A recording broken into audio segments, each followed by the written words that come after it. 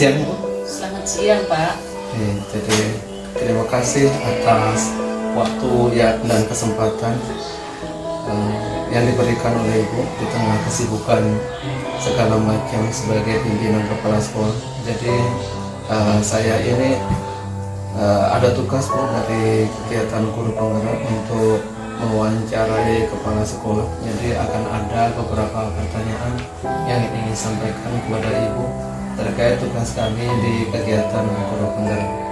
Yang pertama adalah selama ini bagaimana Ibu mengidentifikasi kasus-kasus yang merupakan dilema etika atau kutukan.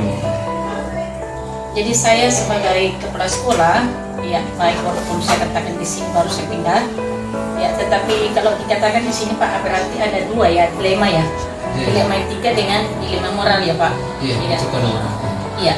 Jadi kalau dilema etika itu berarti dikatakan Pak bahwa misalnya seseorang itu memilih dua pilihan ya, antara dua pilihan itu di mana benarnya, di mana ada benarnya dan di situ ada salahnya.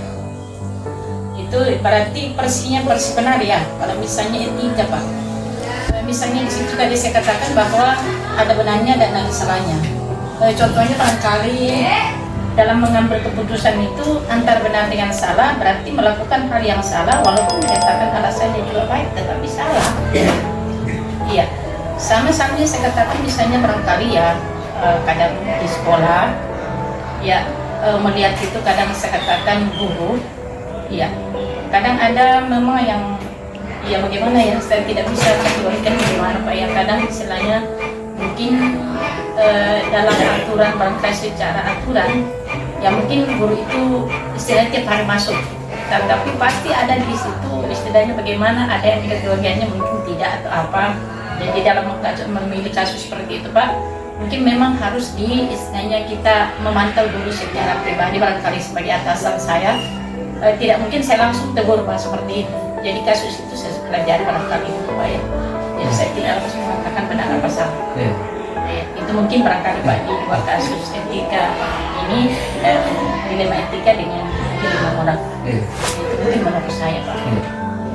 Ya, terima kasih Bu. Untuk berikutnya adalah selama ini bagaimana Ibu menjalankan pengambilan keputusan di sekolah, terutama untuk kasus-kasus yang mana ada dua kepentingan yang sama-sama bersama atau keduanya sama-sama mengandung nilai kebaikan.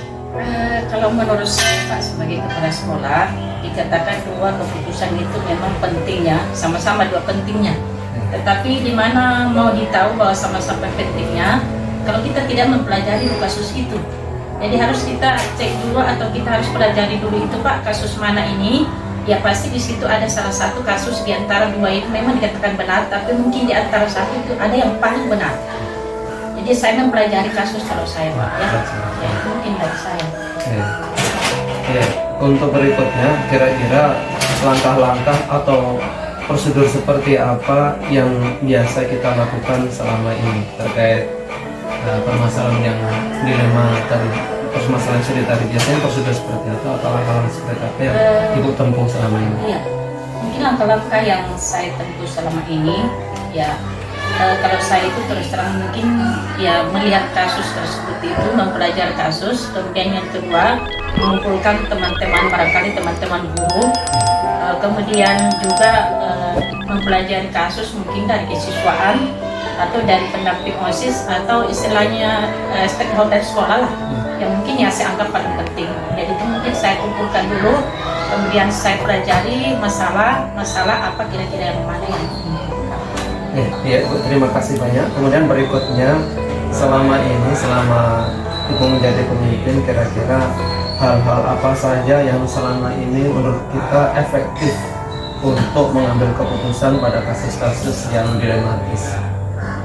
Itu saya tadi katakan bahwa kita mengambil keputusan itu bahwa itu dikatakan benar, tidak dikatakan benar, tidak dikatakan juga salah. Ya, tetapi kita sama-sama bahwa mungkin itu kita membentuk kelompok-kelompok guru, ya. Kemudian mana yang kita ini ambil, yang mana yang paling penting barangkali yang saya lakukan dulu ya, yang itu yang paling efektifnya. Jadi saya mengambil keputusan di antara itu mana yang saya anggap paling penting. Itu barangkali ya, jadi saya membuat seperti itu tadi. Saya katakan bahwa kita mengambil keputusan mana yang penting, berarti kita mengumpulkan teman-teman, kemudian kita membicarakan bersama untuk memindahkan masalah itu mana yang kita harus ambil. Ya, itu barangkali Pak ya, yang dikatakan yang dianggap efektif. Terima kasih. Kemudian berikutnya, selama ini yang bisa dibilang sudah bertahun-tahun menjadi pimpinan atau kepala sekolah, kira-kira yang menjadi tantangan utama dalam pengambilan keputusan khususnya dalam kasus-kasus yang rumit itu seperti apa? Terima kasih Pak ya. Saya tadi sudah katakan Bapak seperti mengatakan bahwa sudah lama menjadi kepala sekolah memang Pak ya. Kalau tahun-tahun sudah dikatakan yang mungkin sudah bertahun. Kalau saya menjadi kepala sekolah mungkin sudah jalan 14 tahun barangkali ya. Jadi tantangan yang paling berat untuk saya Pak ya, yang saya alami itu termasuk kadang ya teman-teman guru yang kadang visanya mungkin Pak ya, minta maaf, kadang dikatakan bahwa kita itu kan sudah sertifikasi, kita kan sudah pegawai negeri, tetapi kadang juga teman itu tidak pernah merasa bahwa waktu saya harus pergunakan seefektif mungkin ya, dan tidak sadar bahwa kita itu bahwa mungkin sudah sertifikasi sekian uang yang kita terima. Nah, itu yang membuat terus terang saya kadang ya itu yang menjadi tantangan Pak. Dan kadang juga dulu kadang kita panggil Pak, kita tegur ya, kadang itu istilahnya saya tidak langsung tegur, tapi kadang saya membuatkan rancangan dulu kira-kira bagaimana istilahnya mungkin seperti ini. Setelah itu Pak kadang mungkin dia tidak paham atau apa, kadang saya panggil khusus. Jadi saya panggil khusus biasanya dengan saya, kalau saya ingatkan bahwa ya seperti inilah namanya kalau kita seorang pegawai negeri. Nah, jadi itu yang membuat tantangan berat bagi kepala sekolah Pak ya. Jadi mungkin bukan cuma saya Pak, tapi semua kepala sekolah barangkali. Yang paling pertama itu adalah termasuk jam mengajar. Ya, usahakanlah kita sebagai pegawai negeri harus sadar bahwa waktu kita itu dari di sekolah itu paling lambat setengah 8 di dalam kelas itu memang kita sudah harus ada Pak. Jangan siswanya menunggu baru kita masuk. Ya, jadi itu mungkin tantangan berat bagi saya Pak. Itu saja Pak ya, yang tantangan bagi saya. Ya, terima kasih jawabannya. Saya kira sangat luar biasa. Kemudian berikutnya, apakah Ibu memiliki sebuah jadwal tertentu dalam menyelesaikan kasus dilema etika, atau apakah Ibu langsung menyelesaikan di tempat atau ada jadwal khusus untuk menyelesaikannya? Kira-kira bentuk atau prosedur seperti apa yang biasanya dijalankan? Saya kadang seperti ini Pak ya, kadang istilahnya ada dilema yang sudah itu, tapi saya tidak bisa langsung menyelesaikan pada saat itu hari ya, tetapi saya katakan kita harus membuat jadwal pertemuan untuk teman-teman guru barangkali. Jadi kemudian istilahnya kita lakukan, maksudnya kita putuskan bersama mana yang perlu kita ambil dan mana yang tidak, mana yang perlu kita utamakan, mana yang tidak. Jadi saya tidak bisa membuat langsung seperti itu Pak, tetapi anggaplah saya membuat jadwal untuk pertemuan bersama-sama ibu yang ada di sekolah. Ya, terima kasih. Kemudian selanjutnya, adakah seseorang atau misalnya faktor-faktor tertentu yang selama ini menurut Ibu mempermudah atau membantu Ibu dalam pengambilan keputusan, yang memudahkan kita dalam pengambilan keputusan khususnya dalam kasus-kasus dilema etika? Faktor-faktor barangkali atau ada istilahnya trik yang saya lakukan bahwa seorang itu dikatakan untuk mempermudah Pak ya. Jadi saya sebagai kepala sekolah bahwa mungkin saya bisa mempelajari karakter seseorang. Misalnya guru saya ada 5, pasti itu 5 itu Pak pasti berbeda karakternya. Jadi saya dulu istilahnya mempelajari karakter seseorang, ya, saya mengetahui karakternya sehingga bisa saya melakukan apa yang harus istilahnya mendukung seperti saya, menyelesaikan masalah seperti saya, membantu saya dalam hal ini. Jadi saya mungkin ya tidak semuanya langsung saya katakan seperti ini, tapi saya mempelajari moral mereka dulu, karakter mereka, mana istilahnya yang bisa membantu saya dan mana yang berulang-ulang harus kita lakukan baru bisa. Mungkin bagi saya ya. Pertanyaan terakhir Bu, dari semua hal yang tadi Ibu paparkan, tanya terakhir adalah kira-kira pembelajaran atau hikmah apa yang bisa kita petik dari pengalaman kita ketika mengambil keputusan pada kasus dilema etika? Hikmah atau pelajaran apa yang bisa menjadi hikmah barangkali Pak ya, misalnya ya saya dikatakan mungkin ya dipercayakan sebagai kepala sekolah di sini. Berarti betul-betul misalnya teman-teman itu mempercayakan ke saya, berarti saya bisa untuk membawahi barangkali teman-teman dalam hal tertentu barangkali. Ya, bukan maksudnya membawahi semacam ini, tapi ada hal-hal tertentu yang istilahnya kepala sekolah lakukan dalam etika kepada guru barangkali Pak ya. Ya, itu barangkali yang saya dapat sampaikan. Ya, saya mohon maaf Pak ya, hanya itu saya mungkin yang saya bisa sampaikan. Ya, jadi saya mohon maaf Pak kalau misalnya mungkin ya jawaban saya ya mungkin dikata singkat jelas, tetapi ya mudah-mudahan Pak ya, maksudnya mudah-mudahan apa yang saya bisa sampaikan ini hari ya Bapak dapat mengambil hikmahnya, dan saya doakan juga Bapak sebagai sekolah penggerak yang mudah-mudahan kedepannya juga menjadi seorang pemimpin. Mudah-mudahan Pak saya ini sebagai guru penggerak di SMP Negeri Baras ini menjadi panutan bagi teman-teman yang ada di SMP Dua Larian. Ya, semoga itu tugas berat juga. Jadi ini sesi wawancara yang luar biasa. Jadi terima kasih atas ya sharing pengalamannya apa segala macam, sehingga kami para JGP bisa belajar dari pengalaman ini. Demikian, terima kasih banyak. Dan menjadi guru penggerak yang baik dan sukses terus. Amin. Terima kasih. Selamat siang. Oke. Terima kasih.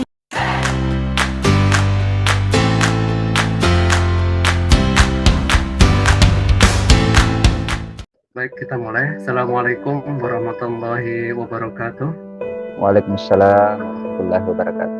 Apa kabar Pak Guru? Alhamdulillah sehat Pak Guru. Iya, terima kasih. Jadi sebelumnya tentu saya mengaturkan banyak-banyak terima kasih atas kesempatannya sehingga saya diperkenankan untuk wawancara dengan Pak Guru.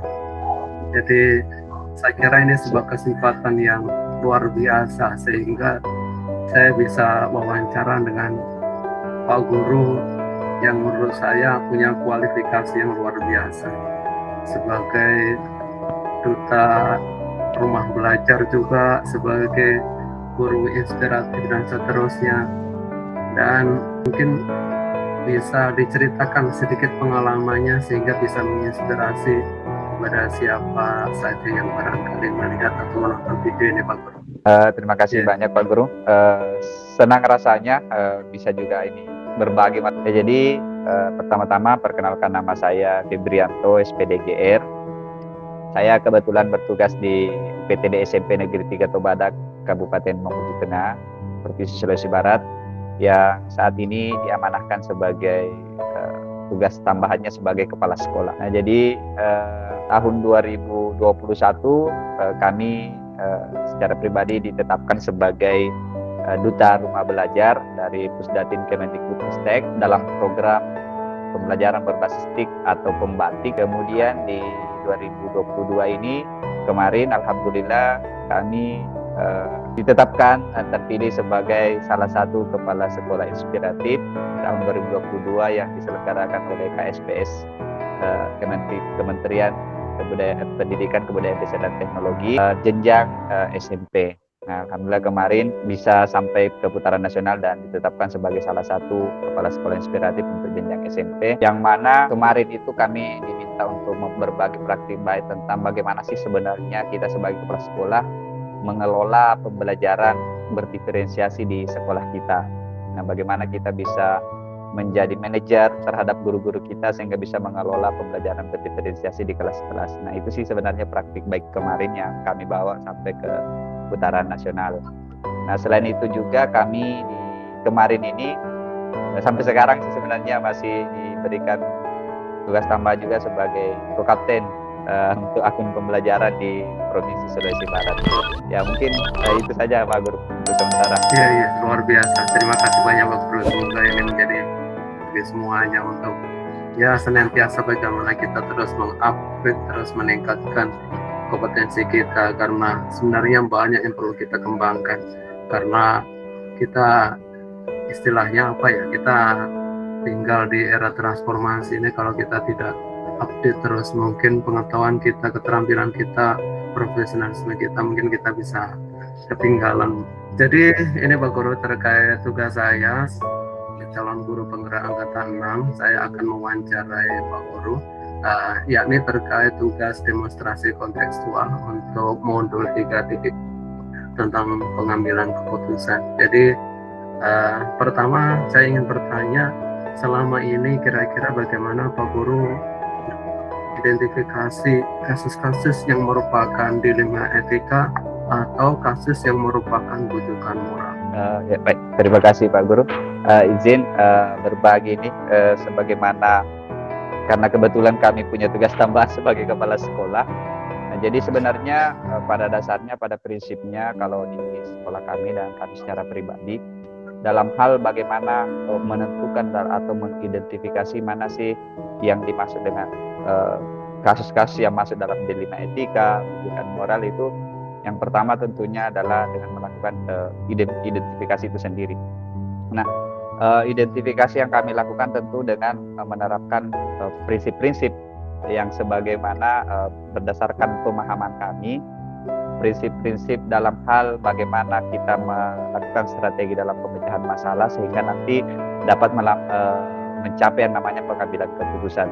Nah, jadi di sekolah itu kami mengedepankan yang namanya ada istilahnya kolektif kolegial. Jadi permasalahan-permasalahan sekecil apapun yang kami dapatkan tentu kami akan musyawarahkan dengan tim ataupun rekan-rekan guru yang lain, pendidik dan tenaga kependidikan di TKI lainnya di satuan pendidikan kami, sehingga kami secara pribadi itu memperoleh banyak masukan, sehingga dalam hal itu kami bisa menentukan ternyata setelah secara garis besar ini masuk di dalam etika, ini masuk dalam ranah yang lainnya. Jadi sehingga itu akan mempengaruhi kemudian ke depan bagaimana kami dalam bersikap atau mengambil keputusan, sehingga yang diawali dengan pemecahan masalah tentunya, sehingga setelah masalahnya terpecah kita akan ada yang namanya proses pengambilan keputusan. Jadi itu Pak Guru, pengambilan identifikasi itu sendiri, kemudian kolektif kolegial dengan bermusyawarah dengan sejawat.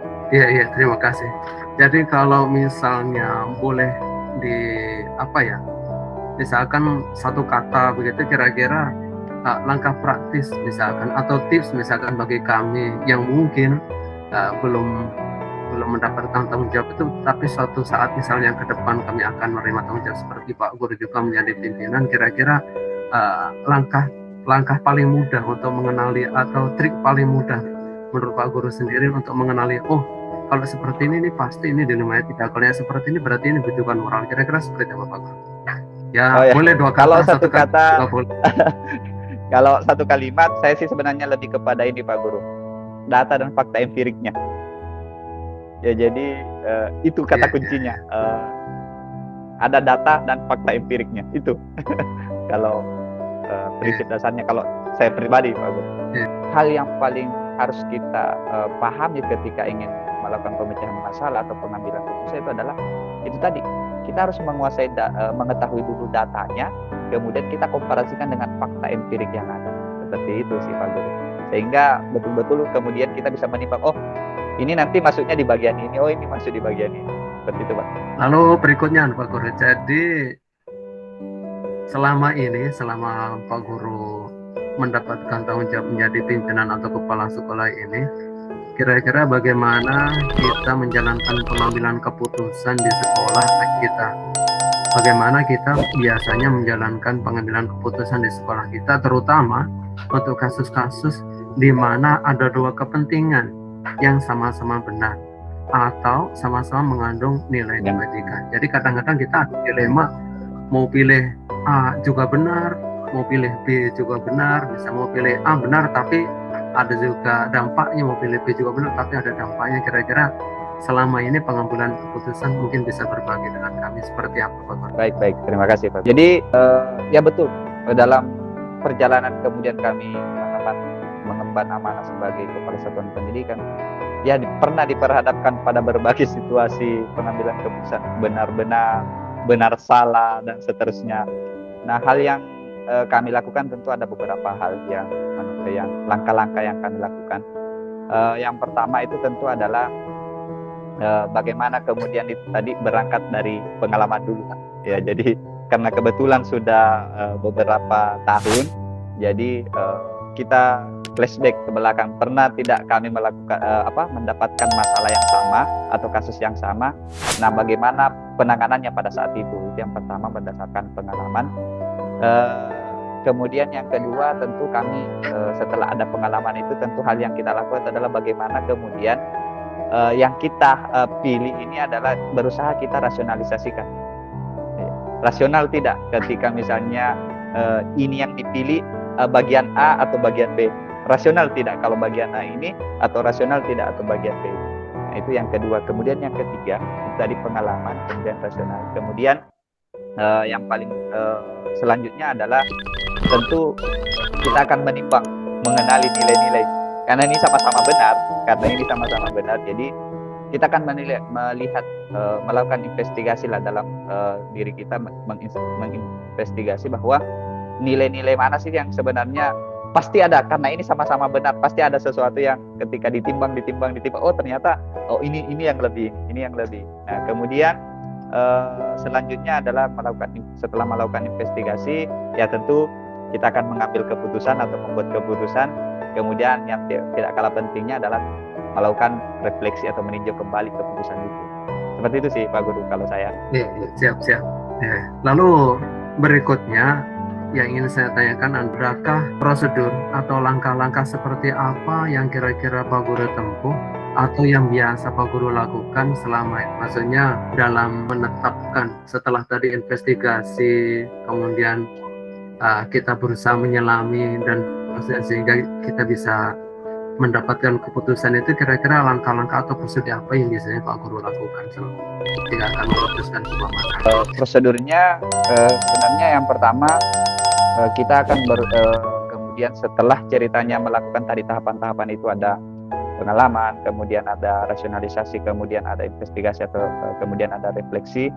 Nah, selanjutnya tentu yang akan kita lakukan itu adalah bagaimana kemudian kita mengkomunikasikan dengan rekan sejawat terkait tentang keputusan yang kita ambil.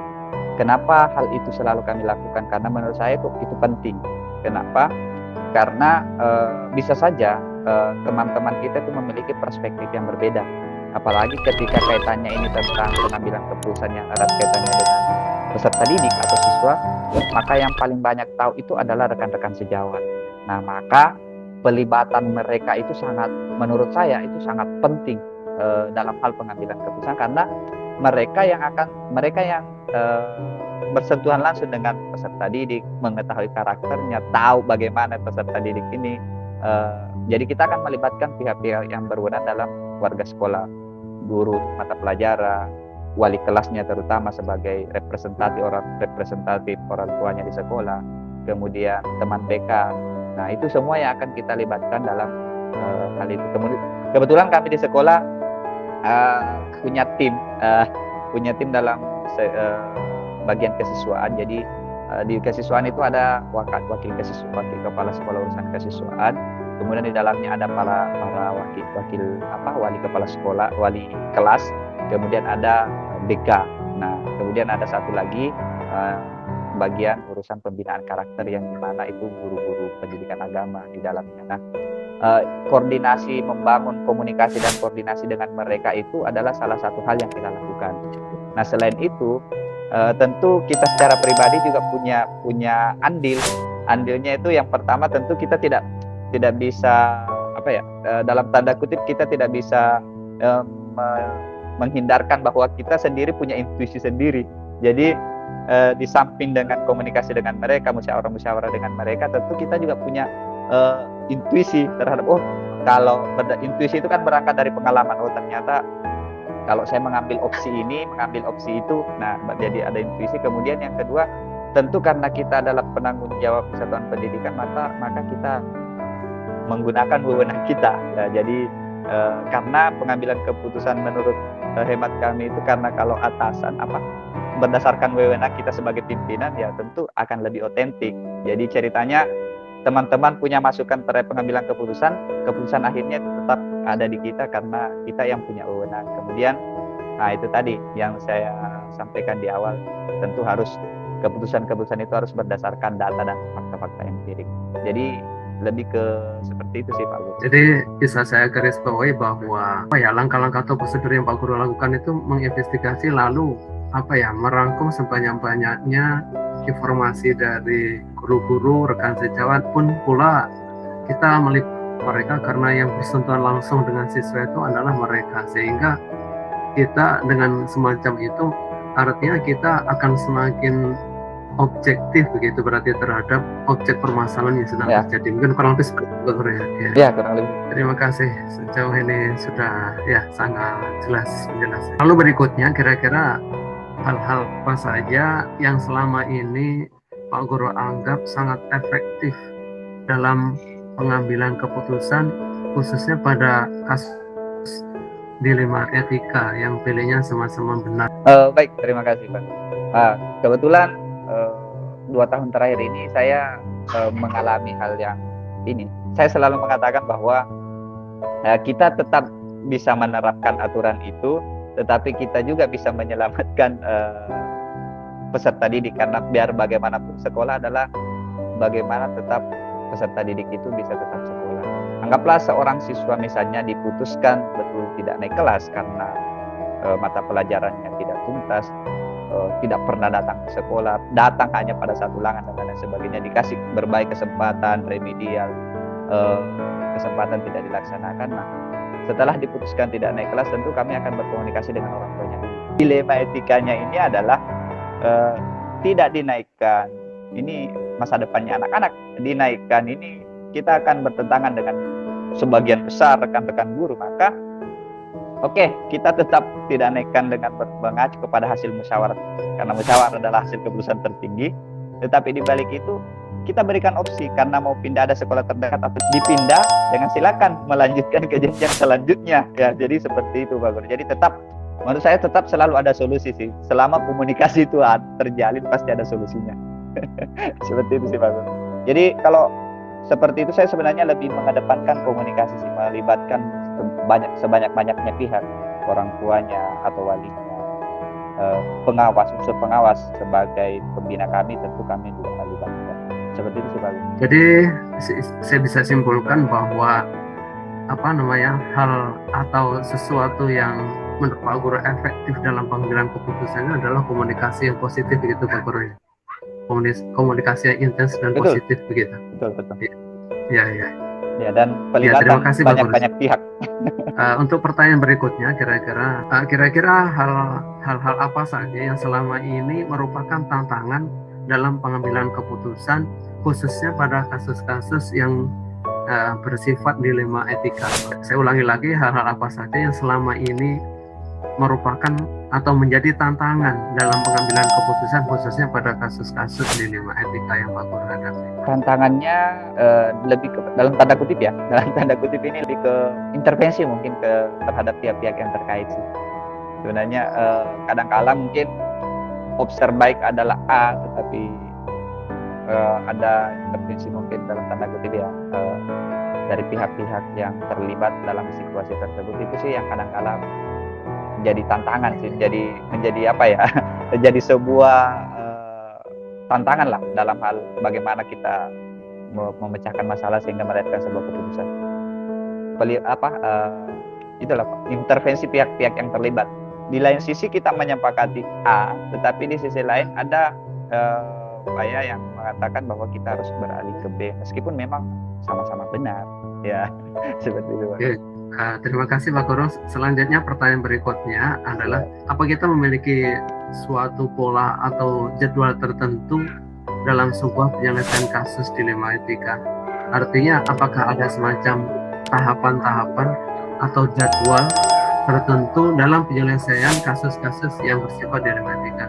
Artinya apakah kita langsung menyelesaikan di tempat atau memiliki sebuah jadwal untuk menyelesaikannya, bentuk atau prosedur seperti apa yang biasanya kita jalankan terkait hal itu? Kalau jadwal atau waktu-waktu dalam penyelesaian permasalahan, pemecahan masalah dalam dilema etika sebenarnya situasional sih Pak Guru. bergantung kapan persoalan itu atau masalah itu datang.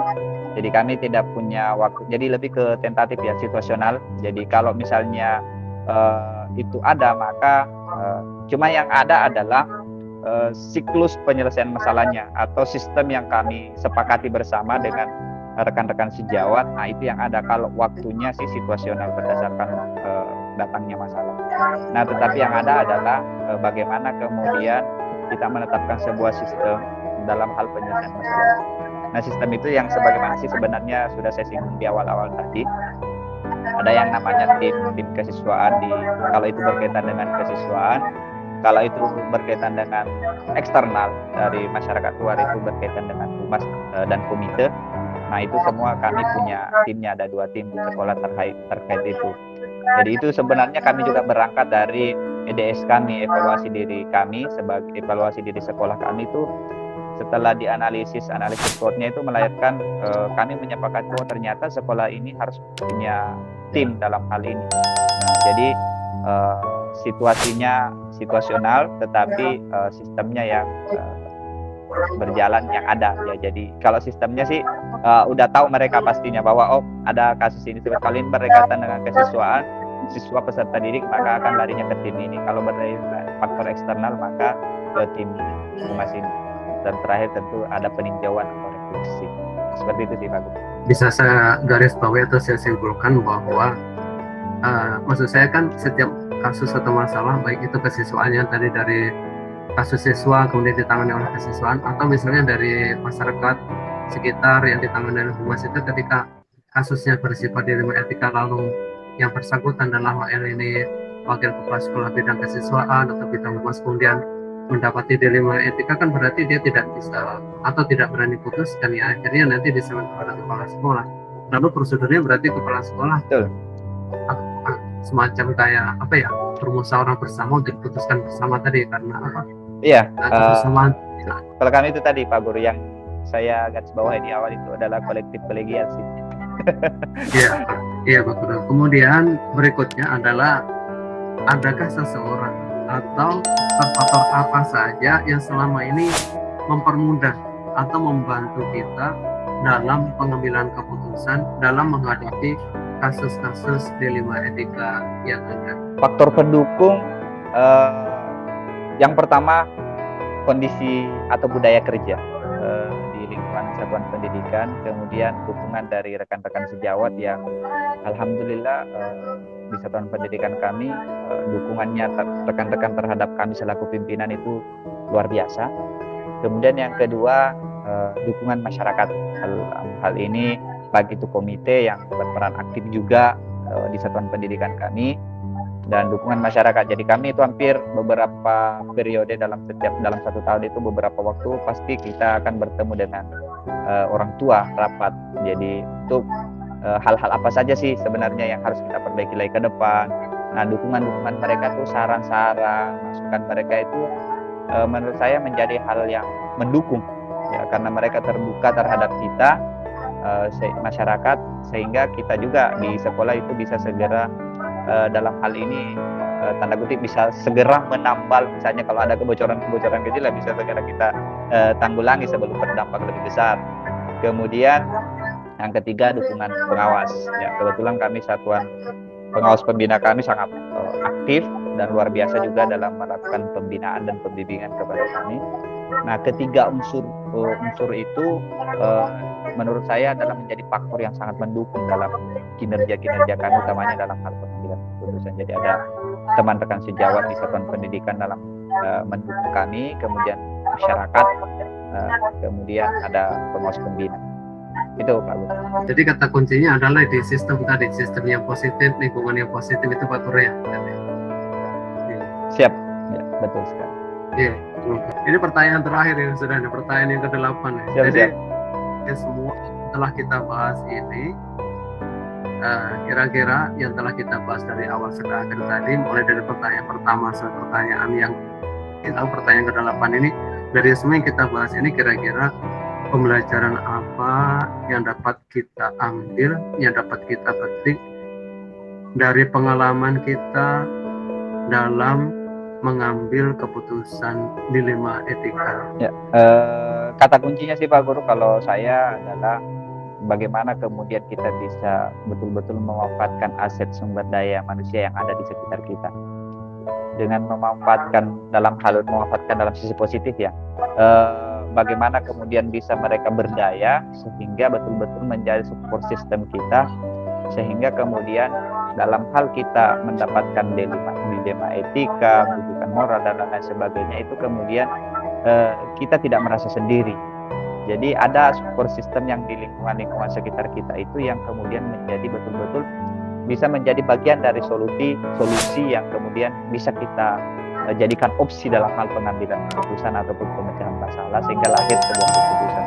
Jadi kata kuncinya itu sih Pak Guru, bagaimana kemudian kita bisa sepertinya bukan memanfaatkan ya, memberdayakan lingkungan sekitar, sumber daya manusia yang ada di lingkungan kita sehingga bisa menjadi support system bagi kita. Itu sih kesimpulan kalau dari saya Pak. Ya, itu saya kira sangat menginspirasi bagi saya. Intinya sih Pak Gur, harus ada ini ya, harus ada selalu dalam tiap permasalahan yang kita hadapi setelah lahir pemecahan masalah kemudian lahir sebuah keputusan harus diakhiri dengan refleksi sih Pak Gur. Sehingga betul-betul bagaimana kemudian stakeholder satuan pendidikan itu bisa melibatkan sumber daya manusianya. Kalau sendiri ya itu tadi pasti tantangannya banyak. Ya pasti keputusan kita bisa saja bukan orang lain yang akan memveto keputusan kita, tapi rekan-rekan kita sih Pak Hakim gitu keputusannya keliru itu, si ini. Ya jadinya seperti itu. Mungkin nanti. Iya betul. Jadi terima kasih Pak Gur menyita waktu dan saya kira ini sharing luar biasa ya. Terima kasih atas waktu dan kesempatannya. Jadi ini betul-betul sharing kita ini betul-betul bagi saya sangat bermakna sehingga saya tambah wawasan, tambah juga pengalaman, itu tadi insight atau sudut pandang dan seterusnya. Jadi terima kasih ya, saya berdoa semoga ya senantiasa diberikan kesehatan, tambah sukses. Amin. Kalau mengemban ini saya stop dulu recordnya. Siap, terima kasih.